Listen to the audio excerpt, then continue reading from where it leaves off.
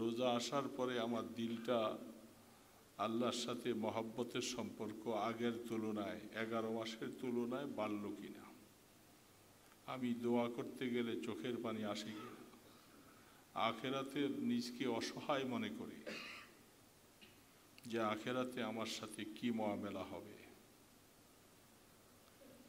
আমি দিন দিন করে কমজোর হয়ে যাচ্ছি, এগুলি কিসের আলামত?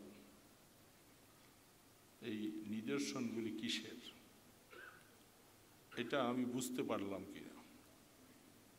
মানুষ বিশেষ করে যারা বার্ধক্যের দিকে চলে গেছি, তারা বুঝবো যে আমি এখন অনেক গুনার থেকে বেঁচে যাচ্ছি, আমার দিলের মধ্যে তেমন কোনো খাহিসাত নাই। যারা বয়সে মোটামুটি বার্ধক্যের দিকে চলে গেছি, ওই সমস্ত লোকগুলাকে বলবো, আমি আমাকেও বলছি, আমিও আপনাদের ওই ক্যাটাগরিতে, এই যে কমজোরিটা চলে আসলো, আসার পরে আমি নিজে এখন কোনো একটা মেয়ের প্রতি আকৃষ্ট হইয়া তাকাইতে আমার কাছে আর ভালো লাগে না। কোনো একটা গুনার অবস্থা দেখলে সেটা আমার কাছে খারাপ লাগে। এই অবস্থাটা কি আমার 10 বছর আগে, 20 বছর আগে ছিল কিনা? আমি যখন যুবক ছিলাম, জোয়ান ছিলাম, তখন আমার অবস্থাটা কি ছিল? আর আমি এখন বুড়া হয়ে গেছি, আমার মনে এগুলি কিছু নাই। এই বয়স হয়ে যাওয়ার পরে এগুলি কিছু না থাকা, এটা কোনো বুজুর্গি না, কোনো প্রশংসার কাজ না। কেন? কারণ হলো আপনার কাছে অস্ত্র নাই, আপনি কাউকেও মারবেন বলে ইচ্ছা করতেছেন, নাই আপনার কাছে অস্ত্র। এখন যদি আপনি বলেন যে আমি তাকে মারলাম না, তার থেকে আমি ফিরে থাকলাম, এটা কি বুজুর্গি? আপনার কাছে অস্ত্রটা হাতে দেওয়ার পরে যদি আপনি কাউকে মারলেন না, ক্ষতি করলেন না, অস্ত্রটাকে কন্ট্রোল করলেন, তাহলে না বুজুর্গি? এখন বুড়া হয়ে গেছেন, এখন আপনার কাছে আমার কাছে তো সেই অবস্থা নাই, অটোমেটিক সেই অস্ত্র নাই, আমরা কমজোর এমনি। এখন যদি আমি অনেক কিছুর থেকে বাঁচতে পারি, বেঁচে আসি, এটা কোনো বুজুর্গি না। বুজুর্গি হলো জোয়ানদেরকে, যাদের যৌবন চলছে, তাদের ব্যাপারে বুঝতে হবে হযরত ইউসুফ আলাইহিসসালামের এই কথাটা। ইউসুফ আলাইহিসসালাম যখন জুলাইখার ফাঁদে ছিল, জুলাইখা তাকে আবদ্ধ করে আহসানা মাসওয়াই, তিনি তাকে শান্তিভাবে সুন্দরভাবে লালন পালন করলো, খাওয়া অবস্থা সব কিছু করলো। এবং সেখানে যেই বয়সে তাকে তার কাছে গুনাহটা তলব করা হয়েছিল, ওই বয়সটা ছিল ওনার পুরা যৌবনের বয়স। যে যৌবনের বয়সে মানুষ গুনার দিকে ধাবিত হয়, গুনাহটা হয়ে যাওয়াটা অনেক সময় সচরাচর হয়। তো ওই সময় ওনার বয়সটা ছিল ওরকম। আর জুলাইখা তার কাছে এই প্রস্তাবনা পেশ করছিল, প্রতিবন্ধকতা বলতে কোনো কিছু ছিল না, ভয় ভীতি বলতে কিছু ছিল না। কারো ভয় হবে, কেউ দেখে ফেললে ক্ষতি হবে, অসুবিধা হবে, এই জাতীয় সব কিছুই তার কাছে ছিল না। ঠিক সেই মুহূর্তে হযরত ইউসুফ আলাইহিসসালাম নিজকে কন্ট্রোল করে তিনি আল্লাহ পাকের হামদ সানা পড়ে তিনি বলতেছিলেন যে আমাকে আমার মাওলা এই পর্যন্ত কুফের থেকে উঠাইয়া আমাকে এখানে এই অবস্থায় নিয়ে আসছে, সেই আল্লাহ ফা আহসানা মাসওয়াই, তিনি আমার জন্য এত সুন্দর ব্যবস্থা করলেন, আমি তার সাথে কেমন করে এমন একটা নাফরমানি করতে পারি? আমি কি করে তার সাথে তার অবাধ্য হয়ে যেতে পারি?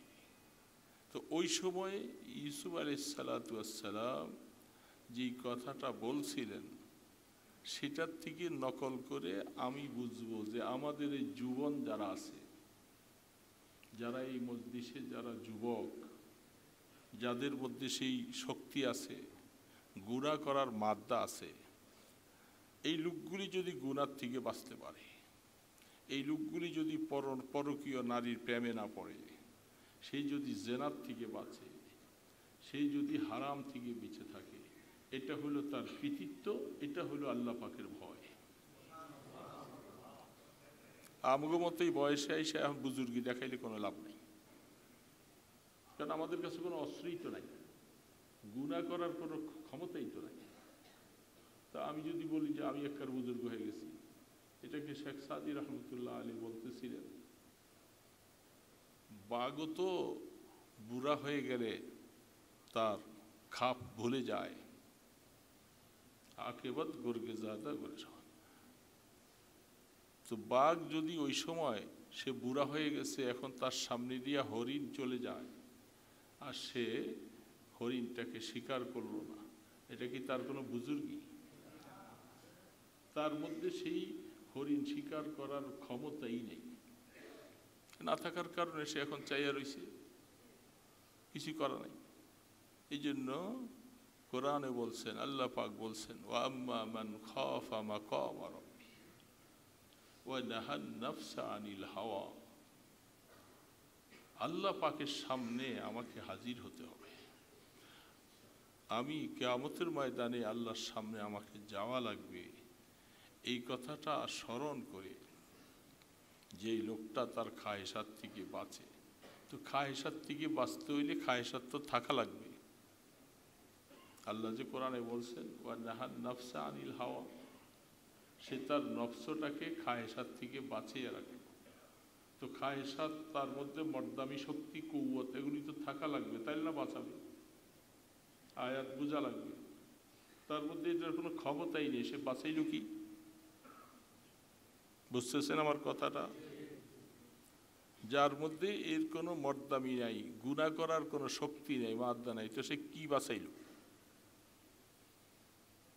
এই জন্য আল্লাহ পাক বলতেছেন ওয়া নাহান নাফসা আনিল হাওয়া, সে নফসটাকে ওই খায়েশাত থেকে, গুনাহ থেকে বাঁচাবে। তো গুনাহ করার মতো শক্তি থাকতে হবে, তাই না বাঁচাবে। এই জন্য বুড়া কালে আইসা আমি গুনাহ থেকে বেঁচে আসি, এটা কোনো বুজুর্গি না, এটা প্রশংসার কিছুই নাই এখানে। আমি জুয়ানকালে কি করছিলাম, যখন আমার কাছে যৌবনটা ছিল তখন আমি কি করছি, ওই সময় আমি কতটুকু গুনাহ থেকে বাঁচছি, ওই সময় আমার কাছে আল্লাহ পাকের ভয় কতটুকু আসছে, এটা বুঝার কথা। হাদিসের মধ্যে এই কথাগুলি সব আসছে। এই জন্য রমজান আসছে আমাকে মোত্তাকি বানাইতে। এই মোত্তাকির মূল কারণটাই হলো যে গুনাহ করার আগ্রহ তার দিল থেকে চলে যাবে। এই মোট কথা হলো, বিশাল ব্যাখ্যা আমি গেলাম না। গুনাহ করার যে একটা আগ্রহ আছে, এটা তার দিলে থাকবে না। আর এটা কিসের মাধ্যমে? এই রোজার মাধ্যমে। রমাদান এটার বিভিন্ন অর্থ লিখেছেন। এটার অর্থটাই হলো রমাদান তাকে তার গুনাহগুলি জ্বালিয়ে দেয়। কোনো জিনিসকে আগুন দিয়ে জ্বালিয়ে দিলে যেমন ভস্ম হয়ে যায়, ঠিক রমাদান এটার আসল শব্দ হলো রমাদান, মিমের উপরে জবর দিয়ে। এই রমাদানের কি ক্ষমতা, কি পাওয়ার, যে ব্যক্তি রমাদান রোজাওয়ালা হবে তার গুনাহগুলাকে জ্বালিয়ে দিবে, তার গুনাহ থাকবে না, গুনাহকে জ্বালিয়ে দিবে। এই পাওয়ারফুল একটা আমল, যে আমলে বান্দার গুনাহ জ্বালিয়ে দেয়, শেষ করে দেয়। এখন আমি রমজানের রোজা প্রথম থেকে রাখলাম, আজকে 1 সপ্তাহ চলতেছে। আমি গুনাহ, আমার রোজায় আমার গুনাহ জ্বালাই লোকে। বুড়াওয়ালাদের কথায় পরে বলতেছি, জুয়ানরা যারা আছি সব, আমি রোজার বিনিময়ে, রোজার দ্বারা আমার গুণাগুলি আমার রোজা জ্বালাইল কিনা, সেই পাওয়ারফুল রোজাটা হলো কিনা। সমস্ত আগুন নিবাইয়া একটা সামান্য চিঙ্গারি আগুনের কয়লা যদি একটু রেখে দেয়, আর আমি মনে মনে মুতমাইন হয়ে গেলাম আমি আগুন নিভিয়ে দিছি সব, কিন্তু এটা এখান থেকে কিছুক্ষণ পরে পরে আস্তে আস্তে আস্তে কয়েলের আগুন দেখেন না, একটা কয়েল নিভাইয়া দিছেন, কিন্তু এক পাশে দিয়া সামান্য একটা চুল পরিমাণ এটার ভিতরে রয়ে গেছে, কতক্ষণ পরে দেখি এটা আবার জ্বলে উঠছে। ঠিক অবস্থাটা আমি রোজা রাখলাম, আমি মনে মনে চিন্তা করতেছি রোজায় যেহেতু গুনাহগুলাকে জ্বালাইয়ে ফেললো, সব জ্বালাইয়ে দেওয়ার পরে আমি এক জায়গা দিয়া একটু গুনাহ রাখছি, একটু গুনাহ আমার হচ্ছে। এই একটা গুনাহকে রেখে দেওয়ার কারণে কয়েলের আগুনের মতো, ওই একটা চিঙ্গারির মতো এই গুনাহটাই আমার সবগুলাকে আবার জ্বালাইয়া শেষ করে দেয়। এই জন্য মোত্তাকি বনার মানে হলো আমাকে পরিপূর্ণ গুনাহ ছেড়ে দেওয়ার মন মানসিকতা তৈরি হতে হয়। দোস্ত, যুবকরা, জুয়ানরা যারা আছি, যারা বুড়া হয়ে গেছি, এরা আমাদের জুয়ান ছিলাম, জুয়ান অবস্থায় আমি কি করেছি সেই কথাটা মনে রাখার বিষয়।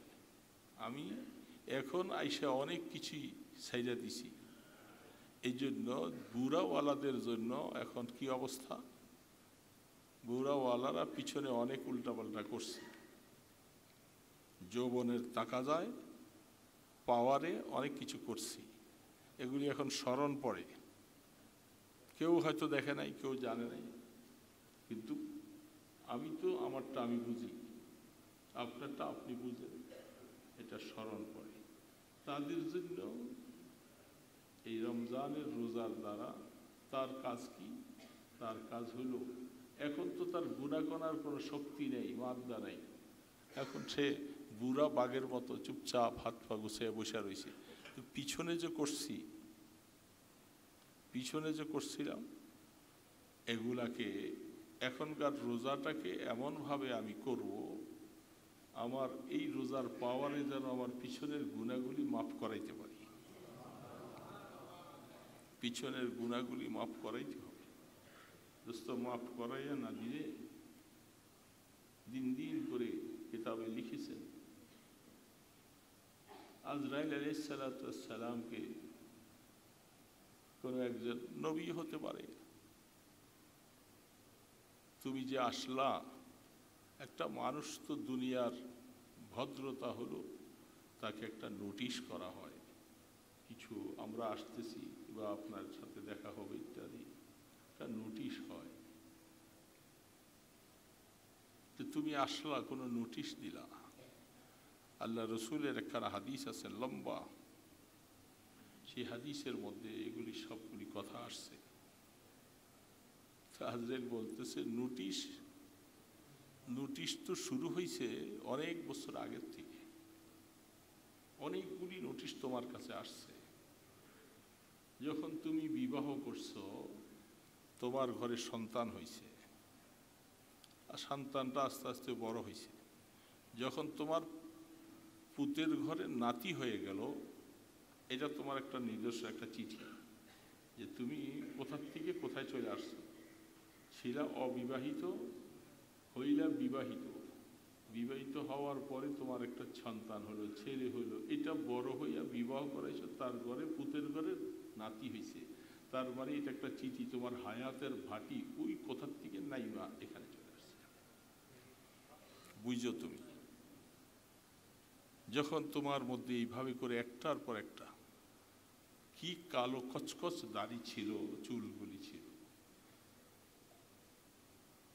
কলব দিয়া লাগার থেকে বেশি ছিল, যখন এটার মধ্যে কেন খুলছে এটা,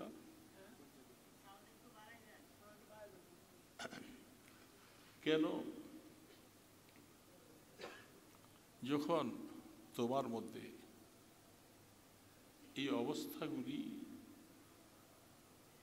চুল ছিল কালো কসকস করে কবুতরের গলার মতো, এটার মধ্যে যখন একটা করে দুইটা করে তোমার দাড়িগুলি সাদা হতে ছিল,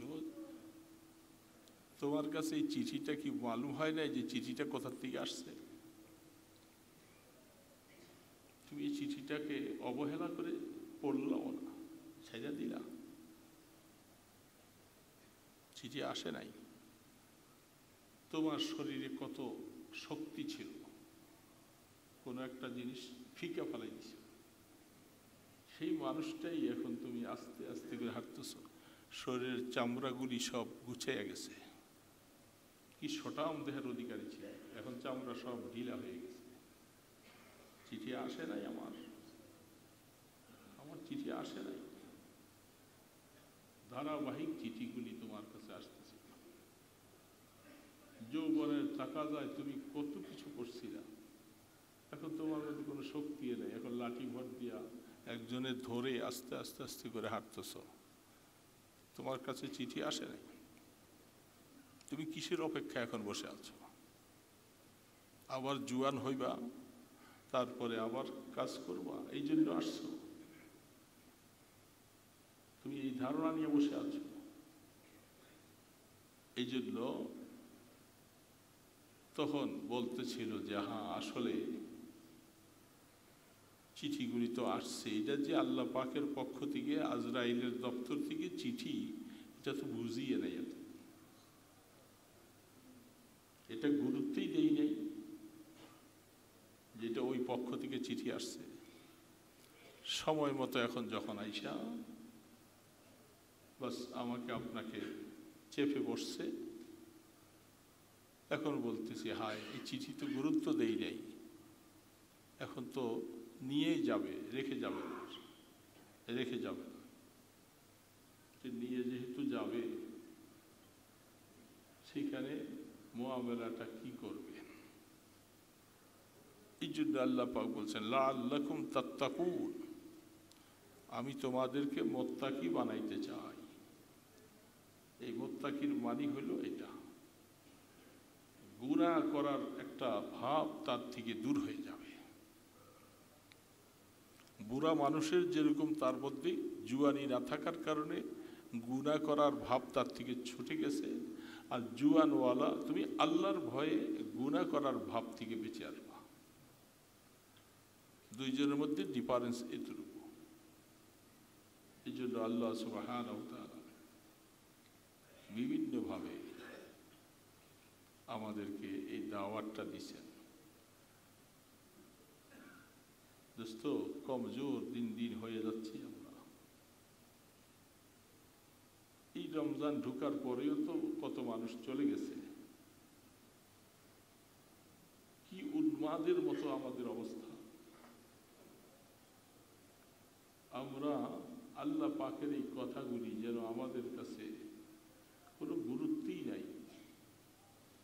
ব্যবসা বাণিজ্যের ধান্দায় এমন চলছি, এমন একটা রমজান মাস চলে যাচ্ছে, নিরিবিলি 10 মিনিট সময় একা একই আল্লাহর সাথে হওয়ার কোনো সময় নেই। বলেন আপনি? অথচ আমরা ইবাদতের মধ্যে আছি, কিন্তু ইবাদতটা তো একটা ইবাদত হইল রূপক, এটা রূপ দিছি, ইবাদতের রূপ। সাহারি খাইছি, তারাবি পড়ছি, ফজর পড়ছি, আবার এখন রোজা রাখা অবস্থায় আছি। আমি তো আমলের ভিতরেই আছি, কিন্তু এই আমলটা আমি অর্জন করার পরে আমি আমার প্রভুকে নিয়ে 10 মিনিট সময় একা একই বসছি কিনা, যে সময়টার মধ্যে আমার ব্যবসাও নাই, ছেলেও নাই, মেয়েও নাই, স্ত্রী পুত্র নাই, দোকানদারি নেই, কিছু নেই, শুধু আমি আর আমার মাওলা, আমার প্রভু। এবং তার সামনে আমি একা একই হইয়া যাইয়া পেশ হয়ে গেছি যে আমি কাউকে সাথে নিয়ে আসি নাই। আল্লাহ, আমি আসামিটা চলে আসছি সরাসরি, আসামি সরাসরি চলে আসছি। এরকম 10 মিনিট সময় তো খুঁজে পাওয়া যাবে না। 24 ঘন্টা সময়ের মধ্যে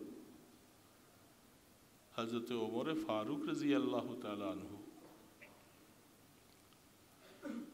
আল্লাহ পাকের ভয় দিলের মধ্যে কত ভাগ ঢুকছে। খলিফাতুল মুসলিমিন, কোনো সন্দেহ নাই। আমি অনেক আগেও বলছিলাম তার দাপট পাওয়ার ক্ষমতা, যে সারা পৃথিবীর প্রায় 15টা রাষ্ট্রের থেকে বেশি হবে তার খেলাফত কাল। এত বড় দাপটওয়ালা মানুষ, ক্ষমতাওয়ালা, আল্লাহ পাকের ভয় তার দিলে কত আনা। তিনি একদিন একাকী নিজের ঘর থেকে বের হয়েছেন। বের হইয়া হযরতে হুযায়ফা ইবনুল ইয়ামান রাদিয়াল্লাহু তাআলা আনহুর বাড়িতে, তার ঘরে রওনা দিয়েছে। হযরতে হুযায়ফা ইবনুল ইয়ামান ঘরের দরজা ভিতরে আছে। রাত্রে খলিফাতুল মুসলিমিন সুন্নত অনুযায়ী ঘরের দরজায় যাইয়া সালাম দিলেন। তার গলার আওয়াজ শুনছেন। এটাও আল্লাহ পাকের এক মেহেরবানি।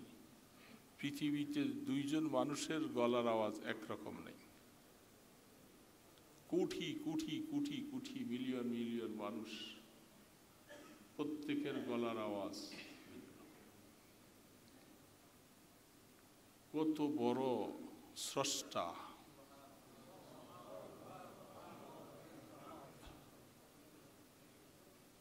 আল্লাহ পাক দেখেন, কোরআন শরীফে আল্লাহ বলছেন, আমি অনেকবার বলছি যে আমি প্রত্যেকটা জিনিস তোমাদের জন্য জোড়া জোড়া বানাইছি। এটার ব্যাখ্যার মধ্যে এই কথাটাও আছে। শুধু ছেলে মেয়ে, দিন রাত্র, চন্দ্র সূর্য, কালো সাদা, এই জোড়া না, আরো জোড়া। আপনি আমার শরীরের মধ্যে আল্লাহ জোড়া দিছে। সব চক্ষু 2টা দিছে, হাত 2টা দিছে, পা 2টা দিছে, কিডনি 2টা দিছে। এই 2টা দেয় নাই। একটা একটু বিকল হয়ে গেলে আরেকটা দিয়ে যেন বন্দা সহযোগিতা করে চলতে পারে। একটা দিলে একটাই বিকল হয়ে গেল, তাহলে সে চলবে কেমনে? চক্ষু, এই যে অপারেশন করতে গেছি, আগে একটা করছি, গত রোববারে আরেকটা করছি। তো একটা হলে একটাই তো এটা অপারেশন করে বন্ধ হয়ে গেছে, তাহলে বাকি আরেকটা কেমনে চলবে? এখন একটা বন্ধ করে দিচ্ছে, আরেকটা দিয়ে যেন বন্ধা চলতে পারে। হাত একটা অসুবিধা হয়েছে, আরেকটা দিয়ে বন্ধা যেন চলতে পারে। আহা, কত বড় খালেক, কত বড় স্রষ্টা আমার আল্লাহ, কত বড়! সেই মাওলা বলতেছে, আমি এত কোটি কোটি মানুষ, দুইজনের আওয়াজ আমি একরকম রাখিনি। কারণ এটাতে হলে দুনিয়াটা সব ফেতনায় ভরে যাবে। এক ঘরের মধ্যে 3 ভাই 4 ভাই, প্রত্যেকের পরিবার আছে, সবার গলার আওয়াজ যদি একরকম হয়, কার ঘরে কে আসলো, কে ঢুকে গেল, কেমনে বুঝবেন? ঘরের দরজার মধ্যে আইসা আওয়াজ দিলে আপনি বুঝতে পারবেন কে আসছে। আমার স্বামী আসলো না কে আসলো, এটা আমি বুঝতে পারবো। আহা, আমার আল্লাহ এত সুন্দর করে পৃথিবীটাকে এইভাবে নমুনা আমাদের সামনে রাখছে, তারপরে বুঝি না, বুঝলাম না তাকে, বুঝলাম না তাকে চিনলাম। কত মেহেরবান, কত দয়ালু আমার আল্লাহ। তো বলতেছিলাম, হযরত ওমর ফারুক রাদিয়াল্লাহু তাআলা আনহু খলিফাতুল মুসলিমিন, তিনি রাত্রে গভীরে হুযায়ফা ইবনুল ইয়ামানের বাড়িতে সালাম দিছেন। আসসালামু আলাইকুম ইয়া আহলাল বাইত। গলার আওয়াজ শুনে হযরত হুযায়ফা রাদিয়াল্লাহু তাআলা আনহু চমকে উঠেছেন, তাড়াতাড়ি করে উঠছেন, উঠা দরজা খুলছেন, দেখে যে খলিফাতুল মুসলিমিন একা, কেউ নেই,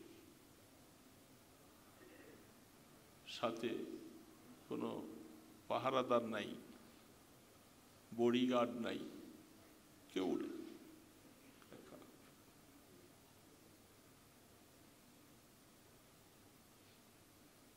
জিজ্ঞাসা করতেছেন, বলে হুযায়ফা আমাকে একটু বসার জায়গা দাও, একটু বসি।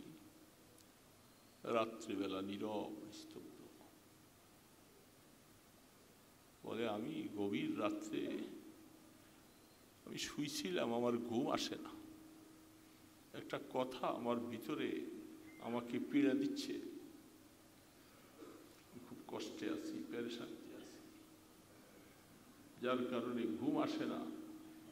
তো এটার সমাধান খোঁজার জন্য, ঘুম যখন আসে না, পেরেশানি এরকম মানুষের হয়, কোন একটা পেরেশানি যখন আসে তার ঘুম আসে না, একবার এই দিকাইতে হয়, আবার ওই দিকাইতে হয়, কি করা যায়? কোন একটা টেনশন যদি ঢুকে যায়, তো খলিফাতুল মুসলিমিন ওমর ফারুক রাদিয়াল্লাহু তাআলা আনহু বলেন, আমাকে এই কথাটায় খুব পীড়া দিতেছে, খুব কষ্ট হইতেছে আমার কাছে ঘুম। পরে চিন্তা করলাম যে এটার একটা সমাধান হুযায়ফার কাছে গেলে পাওয়া যাবে। এই জন্য রাত্রে উঠে তোমার ঘরের দিকে আসছি। কি কথাটা? বলে আমি যখন রাত্রে শুইছি, আমার দিলের মধ্যে আসলো হঠাৎ করে, ওমর তুই তো অর্ধ পৃথিবীর একটা শাসক, খলিফাতুল মুসলিমিন, মসজিদের নববীতে ইমামতি করো, তোমার হুকুমে কত লক্ষ লক্ষ সৈন্যরা সব, এত কিছু ওমর তোমার, তুমি একটা কথা চিন্তা করছো যে রাসূল যে মুনাফিকের লিস্টি দিয়ে গেছিল, তুমি কি এটা যাচাই করছো যে তুমি আসলে মুনাফিক না তুমি মুসলমান? এটা আমার দিলের ভিতরে আসলো। দিলের ভিতরে আসার পরে আমাকে খুব কষ্ট দিতেছে, কথা তো বাস্তব। আমি কি আসলে মুমিন হলাম কিনা? যদি রাত্রির ভিতরে যদি আমার ঘুমের মধ্যে যদি ডাক চলে আসে, ঘুমের মধ্যে যদি আল্লাহ আমাকে তলব করে নিয়ে যায়, আমি তো পরিষ্কার হলাম না যে আমি কি মুমিন অবস্থায় গেলাম না মুনাফিক অবস্থায় গেলাম, তো যাচাই করি নাই। যেহেতু হুযায়ফার কাছে আল্লাহ রসুল মদিনা শরীফের সমস্ত মুনাফিকদের লিস্টি রসুল হুযায়ফার কাছে দিয়ে গেছে, আর কারো কাছে নাই, আবু বকরের কাছে নাই, ওমর নাই, ওসমানের কাছে নাই, আলীর কাছে, কোনো সাহাবীদের কাছে নাই। এটা একমাত্র রসুল হুযায়ফার কাছে ডাক দিয়া সব লিস্টিটা বলে গেছে, মদিনা শরীফে এরা এরা এরা এই লোকগুলি মুনাফিক, খুব সাবধানে থাকবো, বুঝে নিবা। এই লিস্টিটা যেহেতু হুযায়ফার কাছে দিয়া গেছেন, এটার পেরেশানি হাজার চেষ্টা করলে সমাধান যাবে না। এই জন্য আমি অশান্তি অবস্থায় বাইরে এই রাত্রে হুযায়ফা তোমার কাছে আসছি, তোমাকে আমি আল্লাহ পাকের জাতের কসম দিয়ে বলছি, তুমি সত্য কথাটা আমার খেলাফতের কারণে এটা গোপন করো না। আমি খলিফা, এই কথাটা মনে করে তুমি কথাটা সত্য কথাটা গোপন করো না। তোমার তুমি আল্লাহর জাতের কসম দিয়ে বলছি, সত্যটা আমার কাছে প্রকাশ করো। তোমার ওই লিস্টির মধ্যে রাসূল যাদের নামগুলি বলে গেছেন, এখানে আমার ওমরের নামটা আছে কিনা, আমার ওমরের নামটা আছে কিনা, আমি এটা আমার রাত্রি ঘুমাইতে দেয় না আমাকে, তুমি আমাকে পরিষ্কার করো। তো হুযায়ফা রাদিয়াল্লাহু তাআলা চোখের পানি যার যার করে কাঁদতে শুরু করলেন। তিনি কথা বলতে পারেন। খলিফাতুল মুসলিমিন ওমর ফারুক, আপনার মাকাম আল্লাহর কাছে কত উপরে, কত উপরে।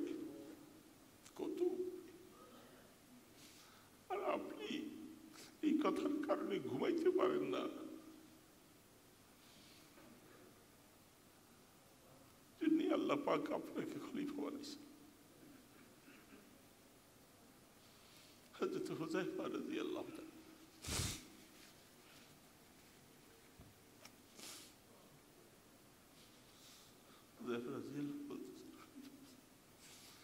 আল্লাহ আপনাকে এই জন্য খলিফা বানাইছেন।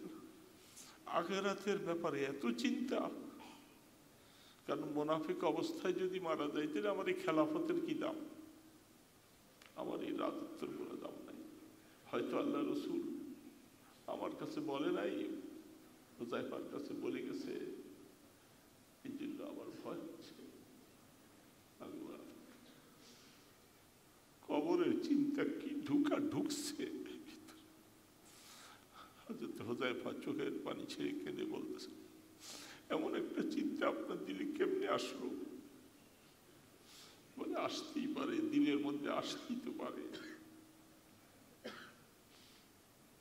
তিনি তাকে সান্ত্বনা দিলেন, বলে আমি তোমার এই কথা শোনার পরে একটু সান্ত্বনা নিয়ে যাইতেছি, এখন যদি হয়তো একটু ঘুম আসে, একটু ঘুম আসে। দোস্ত, ওনারা বড় মানুষ,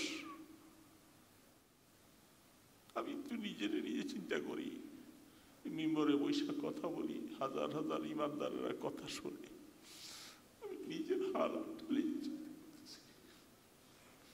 শরীর কমজোর হয়ে গেছি, দুর্বল হয়ে গেছি, কোন সময় ডাক আসবে চলে।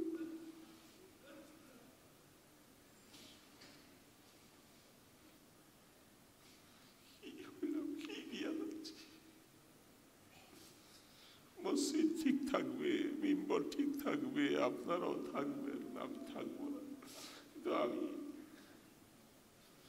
হাসিল করলাম এতটা বছর। আমি আবার এই চিন্তা দিয়ে এখন বাচ্চিরা ঘুম আসে না, এখন দুনিয়ার কোনো কিছু স্বাদ মজা আছে এখন।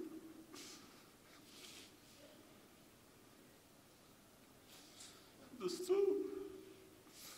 কবর যখন আসবে তখন তার রেহাই করবে না। এই হাজার হাজার বছর নিয়ে এরা তো আবার কিছু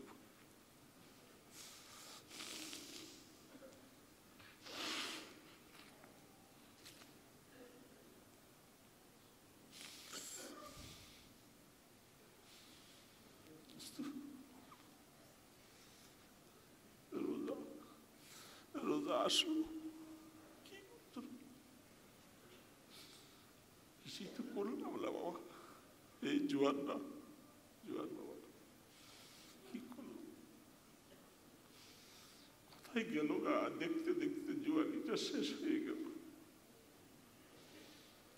এখন এক একটা কদম দিয়ে আর চিন্তা হয়, আহা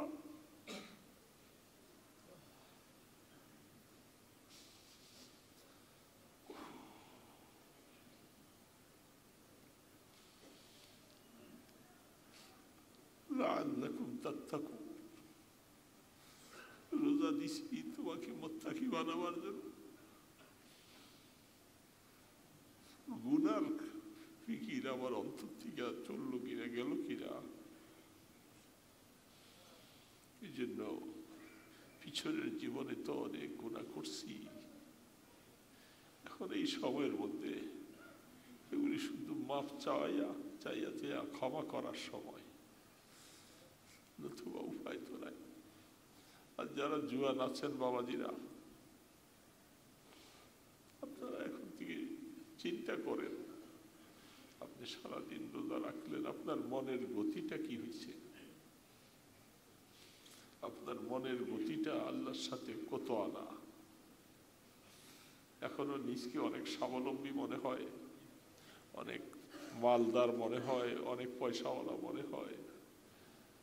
আসি জুয়ান দুনিয়াতে, কত কিছু, আমার ডাকে কত মানুষ আসে, আমার আন্ডারে কত কর্মচারী খাটে, লক্ষ লক্ষ কর্মচারী, আমি কোটি কোটি টাকা লেনদেন করি। আমার মনটা তো অনেক কিছুই, এটা আসতে পারে। ও জুয়ান বাবা, অপেক্ষা করেন ওই দিনের যেদিন আপনি আবার নিস্তেজ হয়ে যাবেন, আপনার শরীরটা ওইরকম নিস্তেজ হয়ে যাবে, তখন আপনার ডাকে কারা কথা শুনবে না, কেউ কথা বলার মতো শক্তিও থাকবে না। এই কথাটা মনের মধ্যে আসলে তখন লাআল্লাকুম তাত্তাকুন, এগুলি সব খবর আসতেছে উপরের থেকে যে তুই আর দেরি করিস না, তৈয়ার হয়ে যা, তৈয়ার হয়ে যা। এই জন্য আপনাদের কাছে দোয়া চাই, আল্লাহ যেন গুনাহগুলি মাফ করাইয়া যেন নেয়। আমিও অদম হিসাবে আপনাদের জন্য দোয়া করতেছি, আল্লাহ আমাদের সকলকে যেন মুত্তাকি বানাইয়া দেন।